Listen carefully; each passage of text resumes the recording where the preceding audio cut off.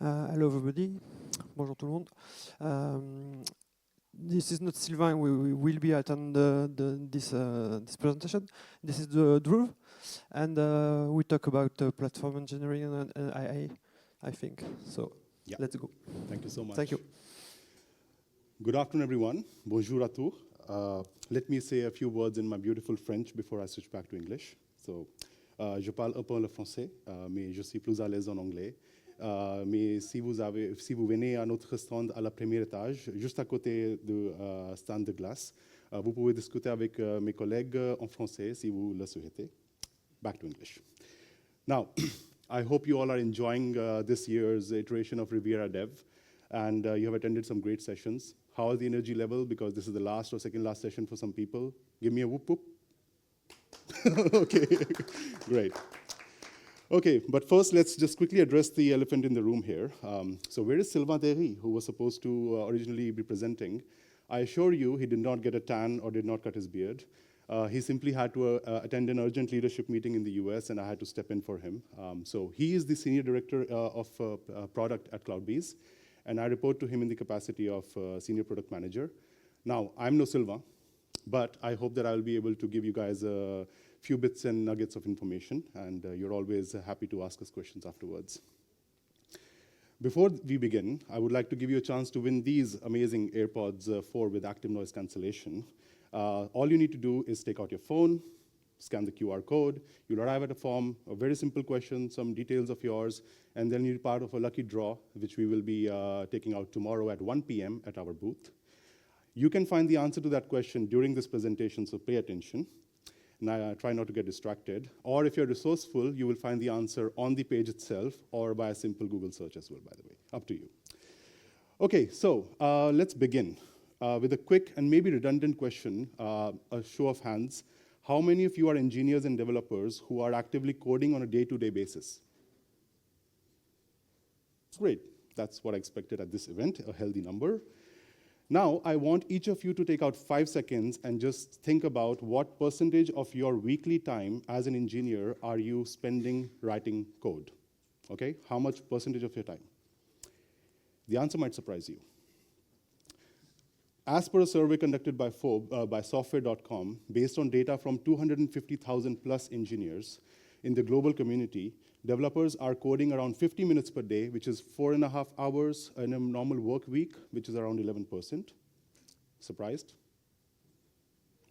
Well, this number both surprised and did not surprise me, but I think the question is, where is this 89% of the time going? So it is spent on a variety of non-coding tasks these days because developers are facing increasing responsibility and challenges. Now, let me run through all 4 of these for you to explain what I mean. We might have heard about shift left, we might have heard about DevOps, of course, but the aim originally was to shorten the time to value loop, to break silos so that many people can work on many things, and give more accountability to developers. But this has in turn led the developers to be responsible for testing and even deploying things which was traditionally supposed to be for the QA or for SRE, but that comes without enough tools, visibility, or expertise. That's not supposed to be the developer's job. The second one is the move to cloud. So move to cloud, amazing, yes. We moved from prem to cloud, but it also complexified the world by seeing the rise of microservices, more distributed architecture, and this causes a lot of headaches to navigate through this new complex environment and make sure that everything is wired correctly and is responding as expected. And of course, we have the recent rise of AI, which has led to an acceleration in the software development process and overall consolidation of the market, which is also increasing the volume of code that developers have to deal with every day, as well as the number of tools. And on top of that, we're exploiting all these potential breaches which are being caused by all of this complexity. We observe a spike in the software supply chain attacks, which are causing security and compliance teams to constantly keep turning back to developers, asking them to do investigations, mitigations, and fixes for these breaches. Well, with that said, not everything is doom and gloom because we have platform engineering, a term that you might have heard recently in the last few years surfacing more and more. Because this is helping us face these challenges and drastically changing the way that we deliver software as both small, medium, large, any kind of enterprises and teams. because we are re-engaging all the actors of the software delivery activity and making the life of developers easier. How? Well, first of all, who doesn't like some good theory and some definitions, right? So, deep breath. Platform engineering is the discipline of designing and building tool chains and workflows that enable self-service capabilities for software engineering organizations in the cloud-native era. Platform engineers provide an integrated product, most often referred to as an internal developer platform, IDP, covering the operational necessities of the entire lifecycle of an application. Yeah, that was a mouthful. But every word in this definition actually is very important and quite self-explanatory as well. If you want, I'll give you a few seconds to read it more. But yeah, we are talking about end-to-end tool chains, workflows, self-service, internal development platform, entire lifecycle of an application. But just designing this kind of tool chains and workflows isn't enough, because what you really need to succeed is to have these things here. So you need a common software delivery lifecycle, SDLC, model and vocabulary inside your company so that every stakeholder can understand each other. And the various signals that are thrown around this SDLC are in context. Everyone understands what's happening, giving them meaning and actionability. You need to bake in and promote secure best practices to prevent attacks and allow your teams to be more efficient and secure. And finally, and most importantly, you need the freedom for developers to use the tools that they like and that they're familiar with in order for them to be more happy. Now, specifically talking about this very last point, as per Forbes, in an article from September 2023, which was titled Uncovering the Keys to Developer Happiness and Productivity, a big takeaway of this study was that happier developers required less time to accomplish the same development tasks. Precisely what they said is that we ran a regression analysis on the data across 3 common tasks and found that a developer who is 10% happier than another developer will need 10% less time to accomplish the same work. So, everyone has heard of happy wife, happy life. Well, this is the second iteration of that, I guess. So with that said, let's go back to the previous slide that I was just talking about and take a look at how and when platform engineering actually work at its best. So first of all, common SDLC models and vocabulary. By defining a common SDLC language in a company and surfacing in-context actionable insights that everyone understands, the various functions such as site reliability engineers, SREs, quality assurance, QA, project or product managers, people like me, PMs, and security, can all be more autonomous and not have to rely on developers for everything and ask them questions and ask them to solve things that they can autonomously do as well. Secondly, by leveraging these golden paths and other best practices that every developer is following, developers can spend less time focusing on non-coding tasks. For instance, security could be governed implicitly by the security team by themselves, autonomously, without asking developers to run the scan themselves. On the other hand, in such a scenario, the relevant security findings will be notified to the right developer at the right time with the right context to perform a fix or maybe automation to fix, which we'll talk about later.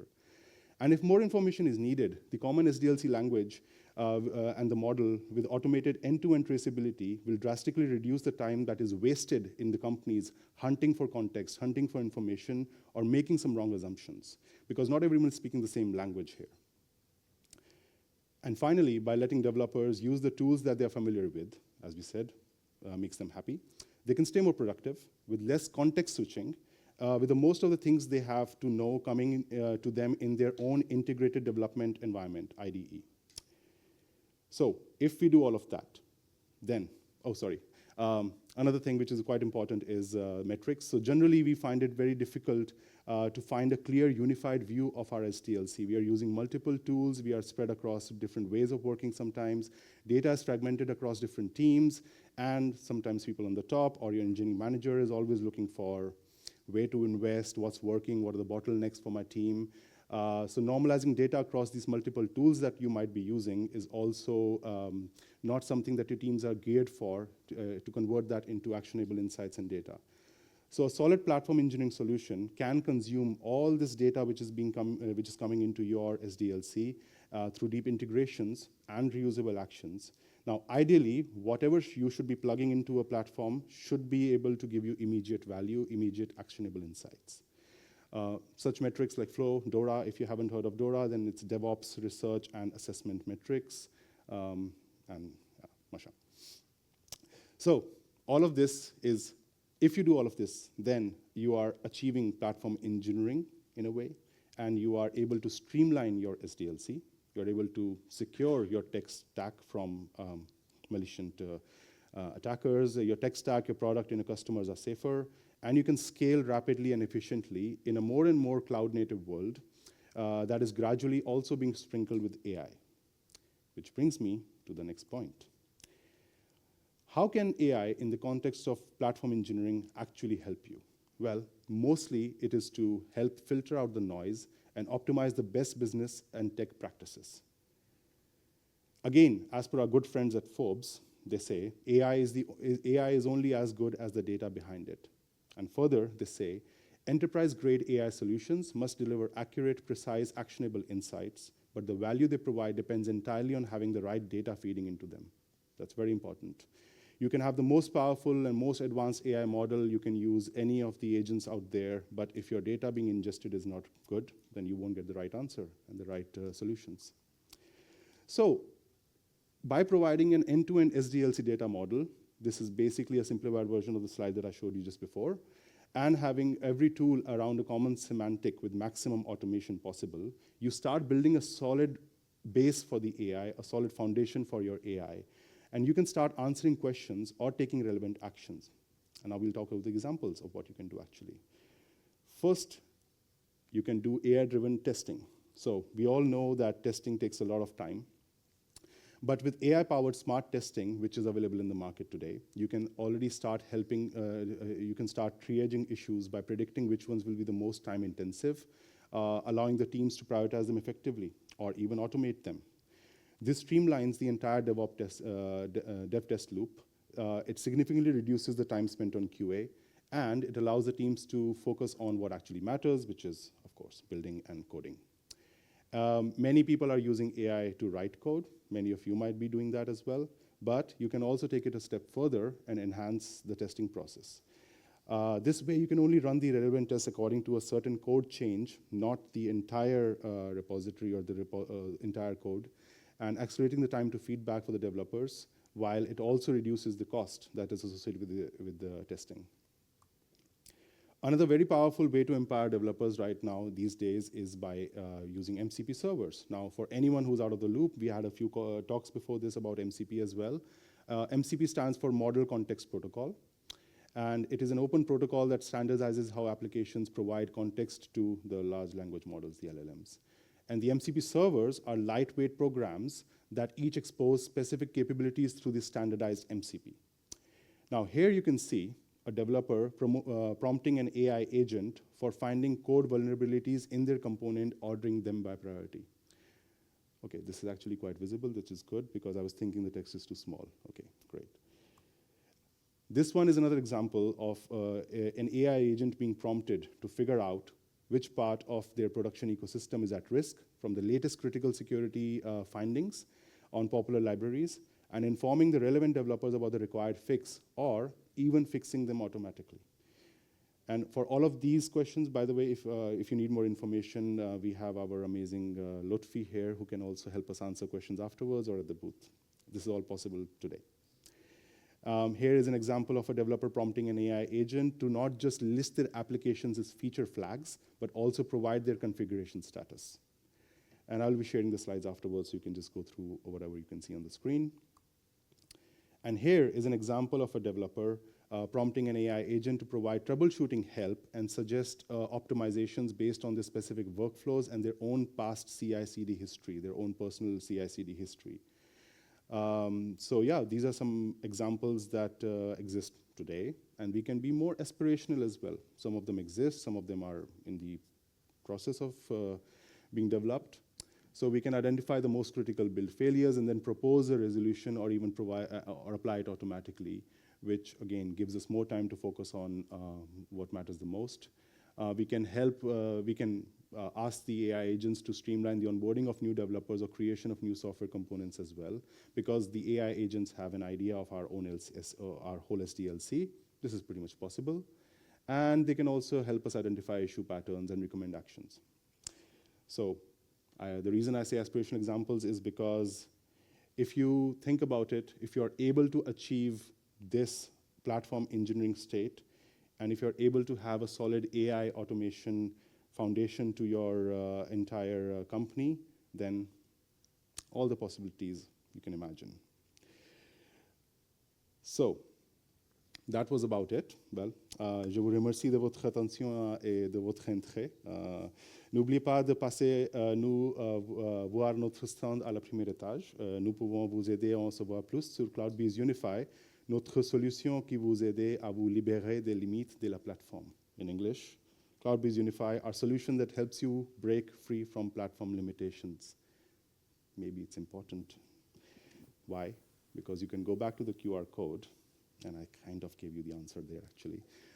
So don't forget to scan the QR code, fill in the answer, and tomorrow at 1 o'clock at our stand, we will do the prize draw. And before we go on to the Q&A, please don't forget to scan this QR code, provide feedback to this talk, and I'll be happy to improve if you guys give me some solid feedback. With that said, any questions?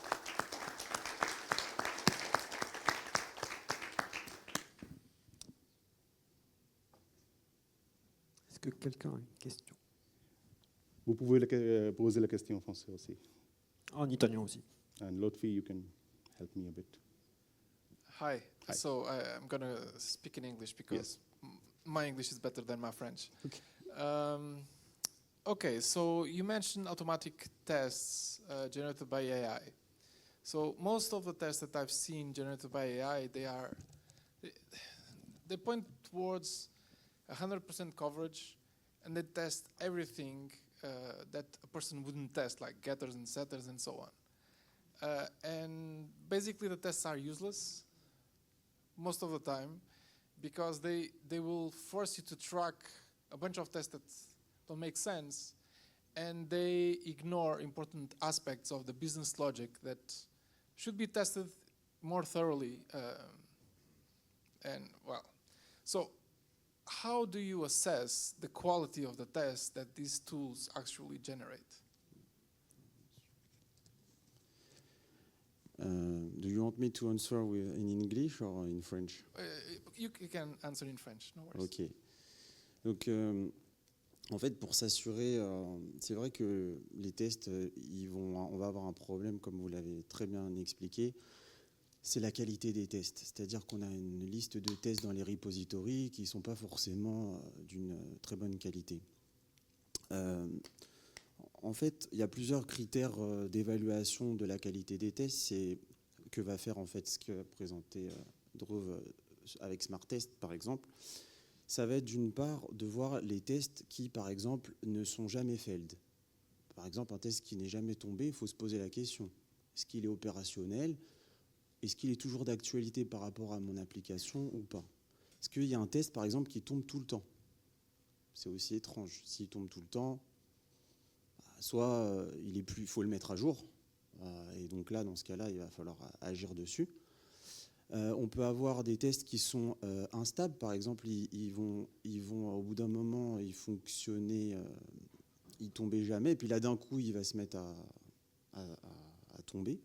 Donc là, on peut soupçonner qu'il y a un intérêt à creuser et de voir s'il y a vraiment une problématique fonctionnelle autour de ce test. Et donc tout ça, en fait, nous, on va entraîner finalement un LLM. Et par rapport à tout ça, à chaque fois qu'on va lancer en fait un build de l'application, au moment où on va déclencher les tests, on va être capable de questionner finalement ce LLM pour avoir tout l'historique de ce qui s'est passé, les commits, enfin tout le code qui a changé, tous ces critères de test qu'on a vus. On va aussi calculer l'environnement aussi dans lequel le test a été effectué. Si par exemple le test a été exécuté en dev, il n'a pas le même comportement qu'en qualif, pré-prod ou prod. Donc tout ça, le LLM est bien conscient de tout ça. Le code qui a changé, est-ce que les noms de fichiers ont changé aussi? Ça va être des critères aussi qui vont être clés. Et avec tout ça, en fait, on va être capable de prendre une décision sur la liste des tests qu'on va exécuter et les réorders par rapport à celui qui a le plus de probabilité de failed. Parce que plus vite, en fait, le test il va failed, plus vite, en fait, ça va couper la phase dans le pipeline de test, et plus vite, le développeur il va pouvoir corriger les vrais problèmes. Et tout ça, l'AI, il va faire la sélection de la liste, qu'on appelle un subset, et ensuite mettre en haut de la liste de priorité ceux qui sont les plus probables de tomber. Voilà, pour la réponse. Je ne sais pas si je réponds à la question. Oui, merci bien. Est-ce qu'il y a d'autres questions ?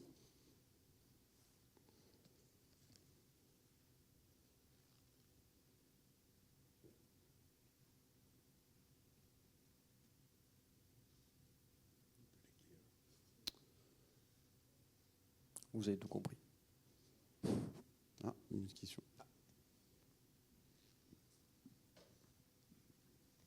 Mais concrètement, CloudBee, du coup, par rapport à une entreprise où on a nos systèmes CI/CD, tout ça, comment vous intégrez, comment on interagit avec vous dans des pipelines existants déjà, dans une autre compagnie, avec des firewalls et tout ça, quoi. Alors, on installe quelque chose dans l'entreprise ou c'est purement à travers Internet on a plusieurs possibilités. Il y a une partie SaaS et une partie on-premise. Tout dépend des cas d'utilisation que vous voulez mener au sein de votre organisation. Au sujet des fonctionnalités, donc, nous, ce qu'on va faire, c'est qu'on va se connecter à votre système CI/CD existant et apporter de la valeur autour de ça. En revanche, si vous n'avez pas de système de CI/CD, en fait, notre solution, elle a une base de fonctionnement Tecton qui permet de travailler, que ce soit sur la partie CI pour générer des artefacts, gérer la partie build, test, et également de faire la partie CDRO avec la release orchestration pour la partie deploy. Donc on peut utiliser le système existant, que ce soit du GitHub Action, du GitLab CI ou tout autre CI, du Jenkins gratuit, LTS, ou du CloudBee CI qui est la version Enterprise de Jenkins.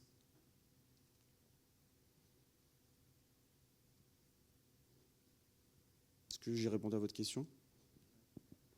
Très bien. Est-ce qu'il y a d'autres questions ?